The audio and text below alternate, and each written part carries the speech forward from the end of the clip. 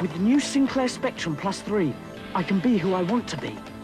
With the built-in disk drive, I can be the fastest rider off the grid.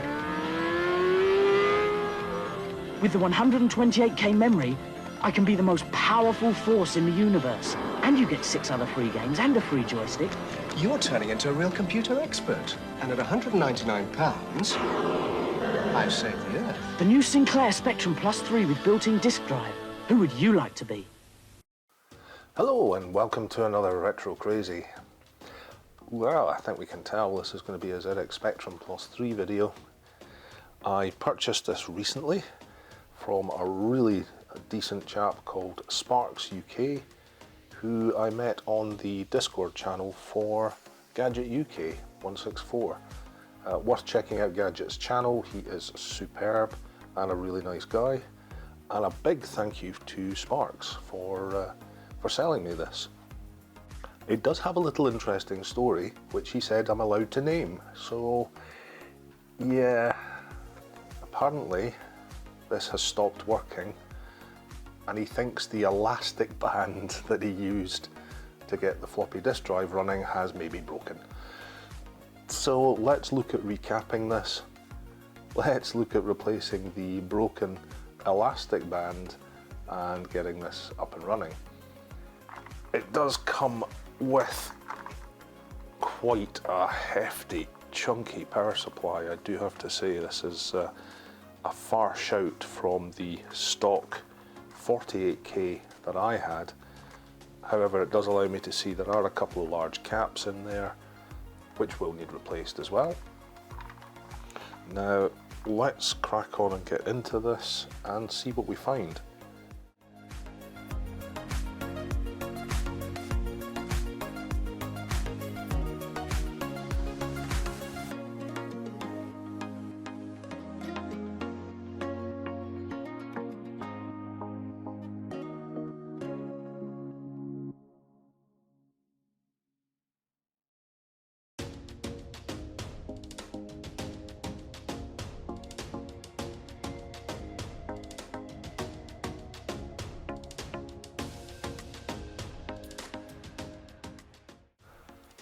So that's everything clean as best as I can get it.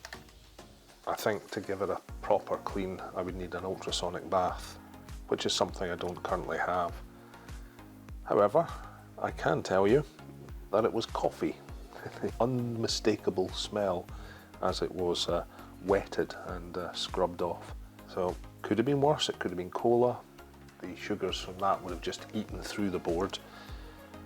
Luckily, it was obviously left to dry before it was powered on and it didn't cause any shorts, because it was working when it was sent to me.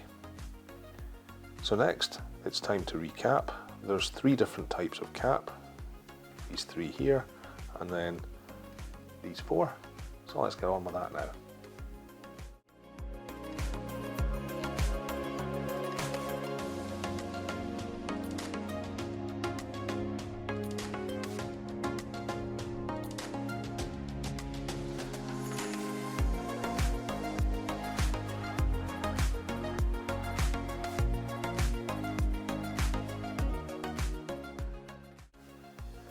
So with the board fully capped, this can now go to the side. I will clean up the connectors just to make sure they're nice and clean. But next, let's continue with the capping and let's look at the power supply.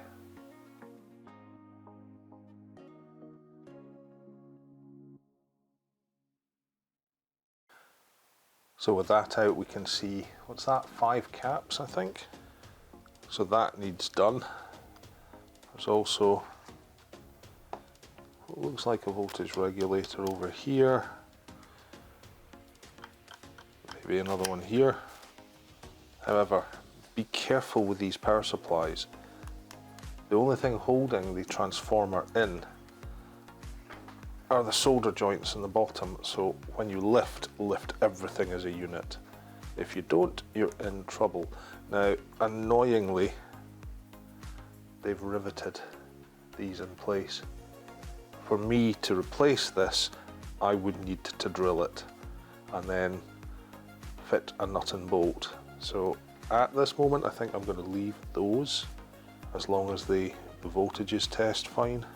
However, 5 caps, which I can definitely see. Let's see if I've got replacements for them. So what I've decided to do is I'm going to desolder all the capacitors, but I'm going to use the desolder gun. I'm going to take these 4 screws out. I'm going to desolder these 2 packets, the voltage regulators, and I'm going to try and drop the entire heatsink assembly off complete with the voltage regulators. That'll then allow me to drill out the rivets in preparation for replacing them. So let's see how that goes.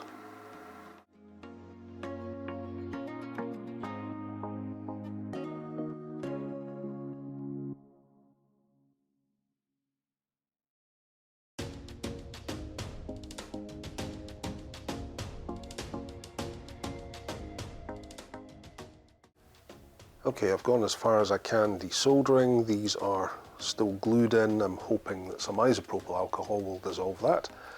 I've removed this one just so I can get into this edge and hopefully lift.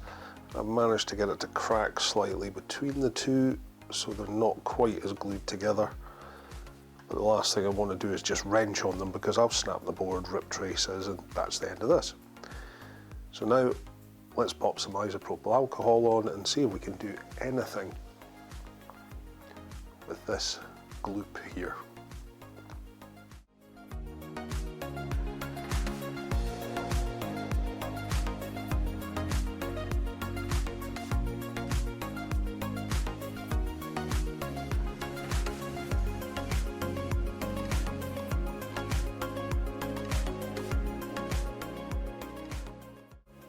So just before I recap, I'd like to point out, not only do they have the positive symbols marked clearly on all the cap points, but they've actually marked in the capacitance on each location. So it's very difficult to get this wrong.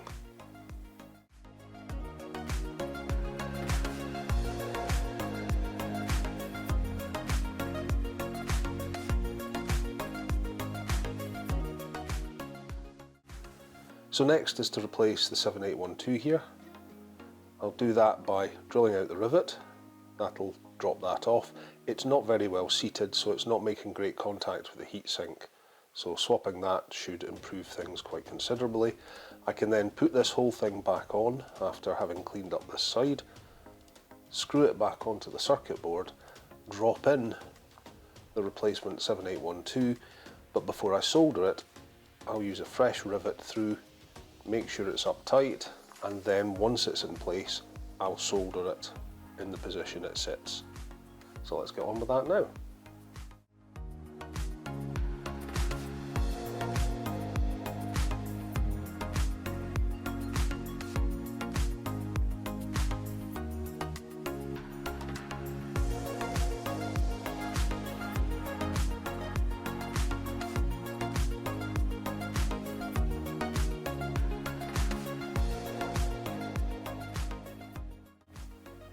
So with that reassembled, let's plug it in, make sure nothing goes bang, and more importantly, let's check the output voltages. So here we are ready to test. First thing, let's switch the power supply on.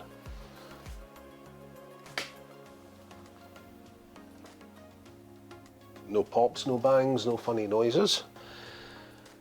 Now I'm going to check the output voltages. You may notice in here, there's something weird going on.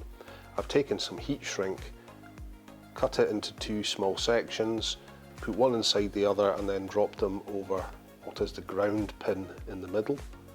And this should, he said hopefully, allow me to pop this in without it shorting against anything else. So first, the one I can reach, minus 12 volts, fine, plus 12, plus 12,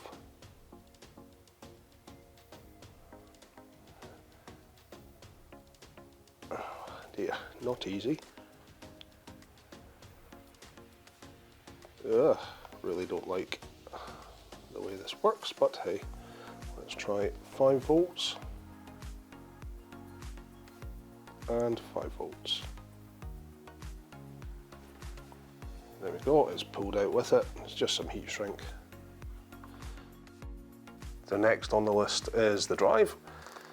I've got a replacement drive belt from Dataserve, so let's get this apart.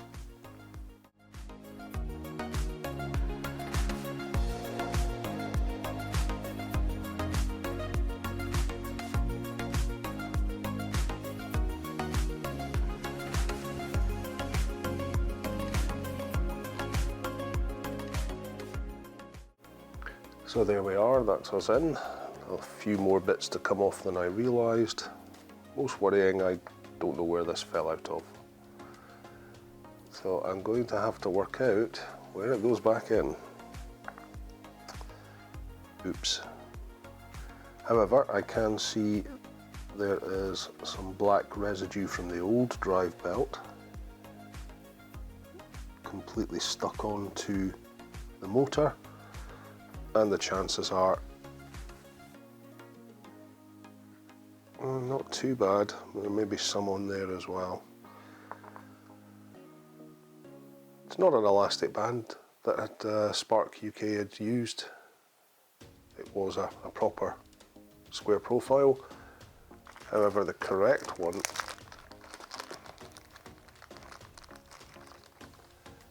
is this flat profile. So we'll get everything cleaned up using some isopropyl alcohol and a cotton bud, and then I can fit the new belt.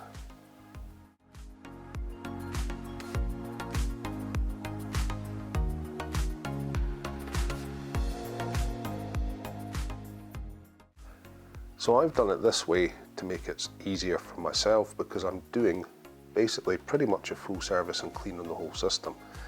What it's allowed me to do doing this is to take a note of the cap values. Now interestingly, these are already marked.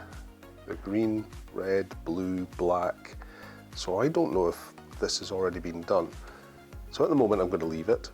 I'm not going to worry about those. I do have a full list of what the values are, but this has been taken down much further than you would normally have to replace the belt. The key thing is you have connector this side. Make sure you pull on the connector, not on the wires. You've got a connector on this side. Unfortunately, you can't see the connector, it's currently underneath, but again, make sure you pull on the connector, not the wires. I undid the screw holding these 2 points, and they sit one above the other. It's a transmitter and receiver, light receiver. And I'm going to guess that's probably for RPM count. So, or for detecting exactly where on the spin that the disc is, because I do believe there's a hole in the disc which will pulse light, and this will count it, so it knows RPM, it knows exactly where the disc is in relation to the head.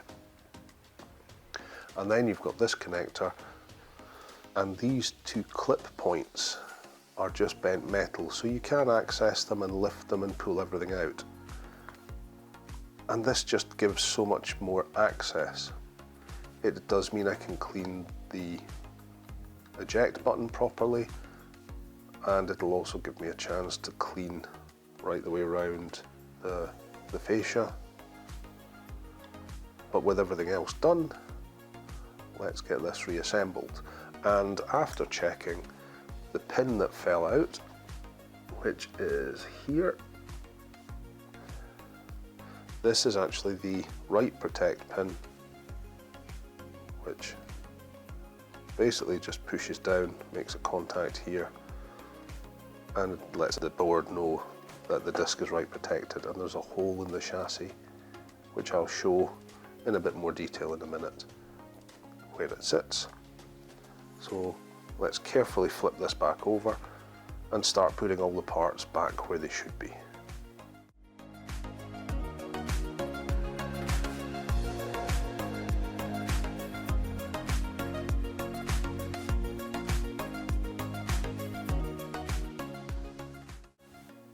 So with the basics of the drive back together, what I'm going to do now is clean the dust out the chassis, and I'll clean the head just with the cotton bud and some isopropyl alcohol.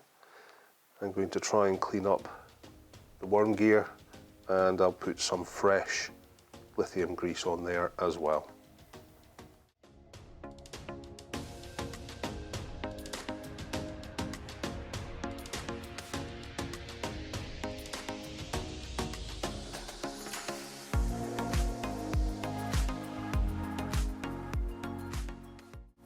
And with that done, we can move on to the final part, which is going to be keyboard and cleaning.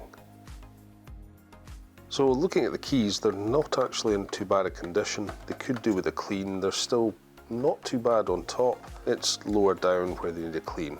I've already lifted this one off just to get an idea, and each key cap consists of the main spring and a secondary spring. They are quite tight to pull out, and the chances are I'm going to overstretch one or more, I think, doing that. So what I think I'm going to do is wipe the edges with a damp sponge just to lift off the worst, give them a good scrub. That way, hopefully I'm not going to get the springs wet and I'm not going to damage too many of them. So first thing first, we got to take a picture. Shows where everything goes, makes reassembly a bit easier.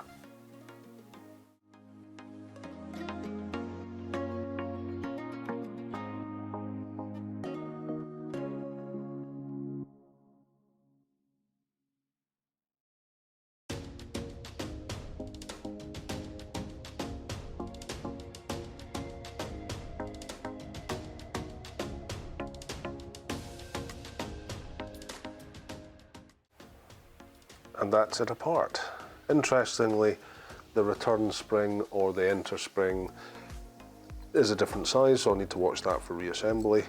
And the easiest way to get the larger keys off is actually to take the backing off, and then you can just pop out all the different clips and springs and lift them out no problem. Now everything's apart, I've already hoovered up some bugs, so let's give everything a good clean, including the case and the power supply case, at which point, fingers crossed, we are ready for reassembly.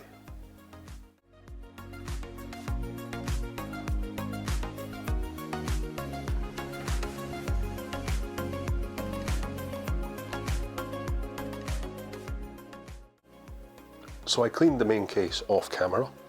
There are a couple of bits that I'm not sure what's exactly going on. One bit I know about, but I've got a wee mark here, which you'll be able to see on camera. It's like a stress mark, but it's chipped. There is, and I knew about this damage here to the case. Didn't know about this bit, a little bit of stress.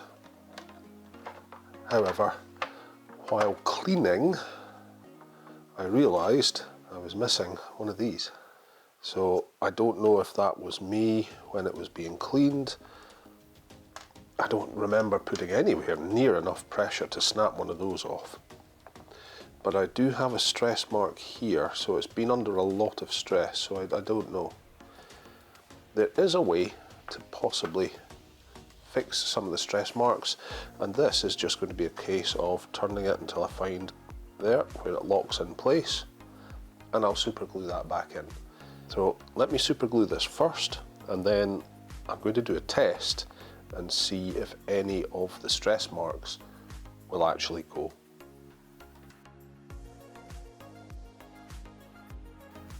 So with that glued in place, there is a way to check and see if this will work. Now I just need to select an area that's under stress, already has the marks. So this works with ABS and a number of other plastics. And what I'm going to do is heat it. Where the stress is, the plastic will start to reflow, hopefully without damaging the surface, which is the aim, but it'll tone that down. It may not necessarily get rid of it completely, but it will tone it down. If that works, then I can either try and rebuild this lip, but it's part of the character of the Plus 3, something that's happened to it in its life, don't know what. So I may see if using a little bit of heat will change that. I'm not sure, because that's a break rather than a stress fracture. But if it works, I can also do this edge, which is quite obvious, and see if that works. You never know. If it works, we could even possibly tone that down a little bit, just make it a little bit nicer. Now ideally you want to do this in an area where it's not going to be seen, so if it doesn't work and something goes wrong, then, well, there's no real issue. I'm not sure if it'll work, but I can possibly try it on one of these points where we are obviously through into the normal plastic where it's been cut and it's stressed that way. You can always try there. And we're going to do it with some hot air. Now, a hot air gun will work. I don't know if you can do it with a hairdryer. I don't know if it'll get hot enough, because you need to get the plastic fairly warm. But the important thing is, don't sit with the heat on one area. You will melt the plastic, so you do this definitely at your own risk. I'm going to use my heat gun off of my soldering station. I'm going to set it to 100 is the lowest. I'm going to just leave it there initially, see what happens. So let it come up to temperature. Now I can feel that. It's not too bad at this distance. In fact, it's quite nice at this distance. However, let's see what happens when we try it. Let's try this one, see if I can get any change in the colour.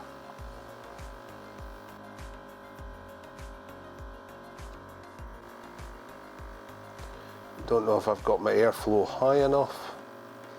I'm just sitting at 50% at 100 degrees. Not really seeing much there. Difficult to say. Okay, I'm going to increase the airflow to 70%.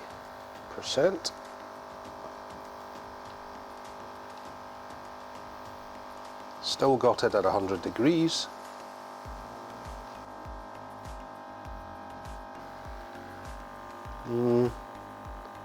It's hot, not too bad, but again I'm not seeing much, so I'm going to put the temperature up instead.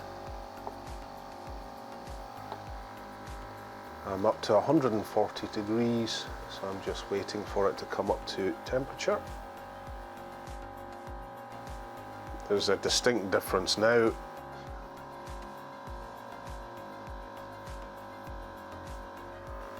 Again, it's difficult to say.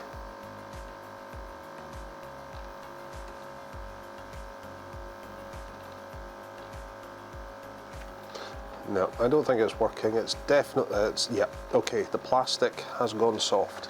So I'm going to bring that temperature down to 120. I'm going to let that cool, because if I do too much more, I will end up melting it, and I don't want to do that.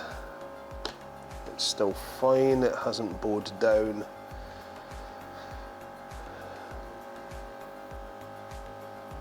Okay, you can see where it's been heated. I'm going to try on the lower that's already damaged. It's difficult to do this on camera. Okay, let's just try some temperature back and forward.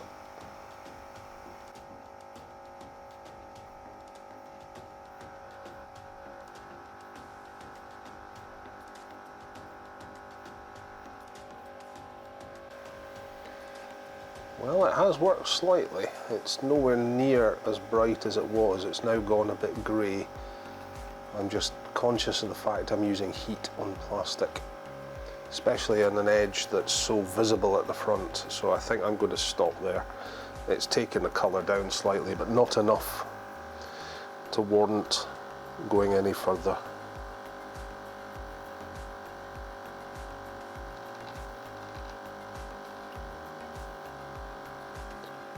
That definitely changed the colour. In fact, that's gone. That's gone completely. The finish is still there. Right, that worked on that one, no problem at all. Let's try the brake.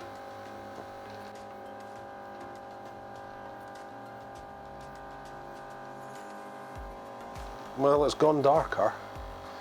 It definitely has gone darker. I don't know if you'll pick that up on camera, but again, I'm not sure how much I want to heat this. It's definitely darker. Yeah, that's definitely gone darker. Okay, I'm going to pop this to the side and I'm going to risk doing that front edge next to the disk drive. See if we can darken this off. Oh, almost immediately. Almost immediately. So that worked quite nicely there. The most obvious place on the case. Here goes nothing.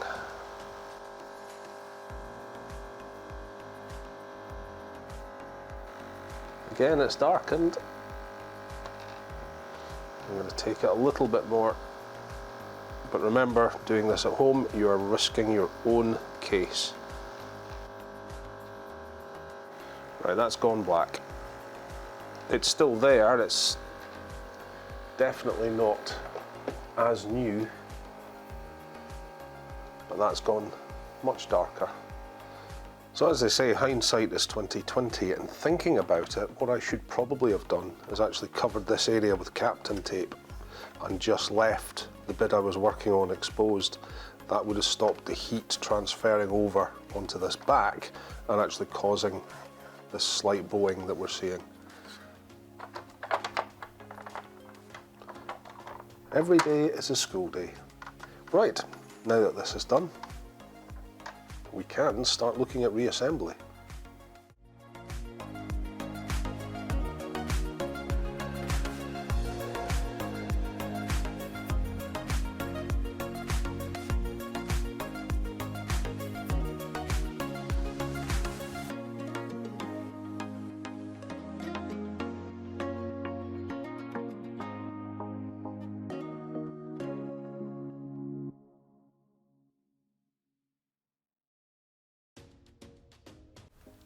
Well, moment of truth. We've got everything powered on. Let's get the telly on and let's get it over to Scart, because I am using a Scart cable, and that Scart cable was provided by Retro Computer Shack. Again, not a paid sponsor, but thank you very much. I bought off eBay. I'll put a link down in the description. Let's power the Spectrum on and see what happens, because I genuinely don't know.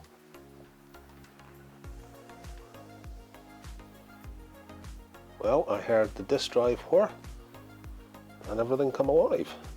So let us, first of all, we've got up and down, excellent. Let's find out what happens when we put a disk in. I've got a copy of Golden Axe. These things are just ridiculously expensive these days, but let's find out.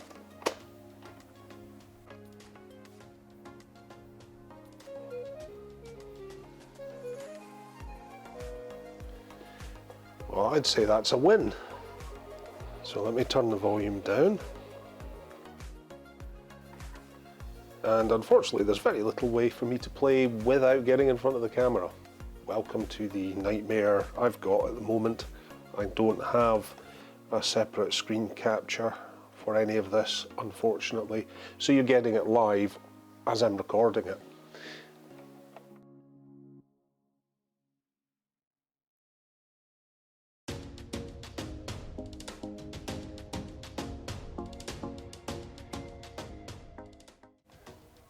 I've set it to, unfortunately, the joystick interface, and I can't select the character. This is a novelty to me, having a reset built into the computer. There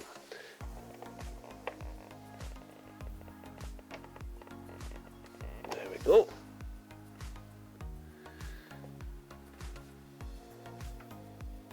So, I mean, what more can you ask for?